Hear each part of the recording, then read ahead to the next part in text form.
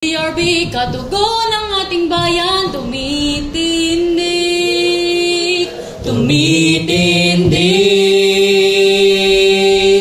sa katotohanan.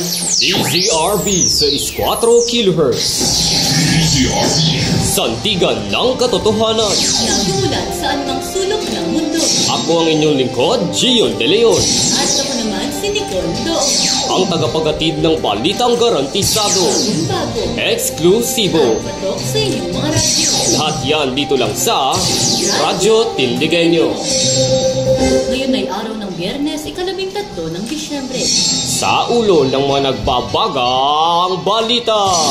Mga kandidato sa social media, pinarerehistro ng komite. Contempt order laban kay Alice Guo, binawi ng komite.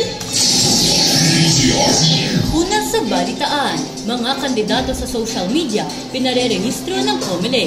Michael Padayhag, idetalye mo. Binigyan ng Commission on Elections sa mga kandidato sa pagkapolitiko ng hanggang December 13 para i-register ang kanilang social media accounts na gamit sa pangangampanya. Binalaan ni COMELEC Chairman George Garcia na ang kabiguan sa pagpapasa ay may tuturing na election offense. Anya, mula nitong 11 ng Disyembre ay umabot na sa mahigit 7,000 ang nakapagpasa ng kanilang accounts. Para sa balitang tumatatak sa masa, Michael Padayhag. Samantala, contempt order laban kay Alice Guo, binawi ng komite. JP Cariaga, ibalita mo. Binawi ng komite ang contempt orders laban sa mga kilalang personalidad kasama si dismissed Bamban City Mayor Alice Guo kahapon, 12 ng Disyembre.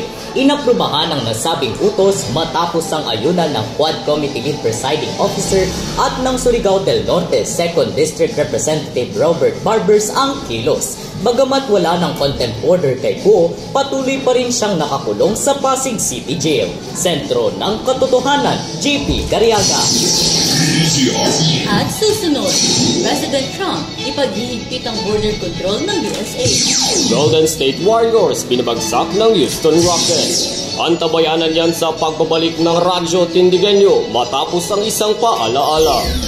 Bes, may nabalitaan ba yung classmate natin? May AIDS! Hala, huwag natin siya lapitan. Nakakahawa pa naman yun. Katakot naman. Hoy, tumigil nga kayo. Oo, nakakatakot ang AIDS pero...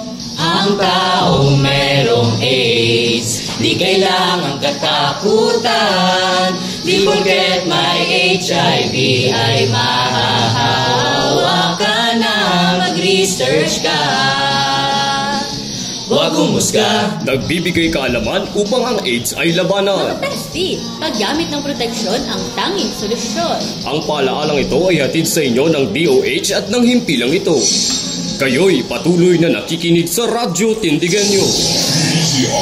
Balik sa balitaan, President Trump ipaghihigpit ang border control ng USA.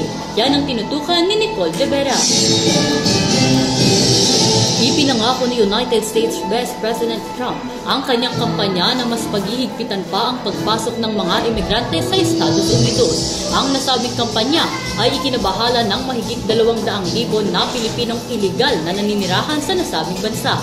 Ani naman ni Philippine Ambassador Jose Manuel Romualdez, di alintana ang immigration status ng mga Pinoy at patuloy pa rin ang magbibigay ng serbisyo. Nicole de Vera, tumitindig sa katotohanan. Samantala, Golden State Warriors pinabagsak ng Houston Rockets. Para sa balitang pampalakasan, Leyvan Doloso, ibandera mo.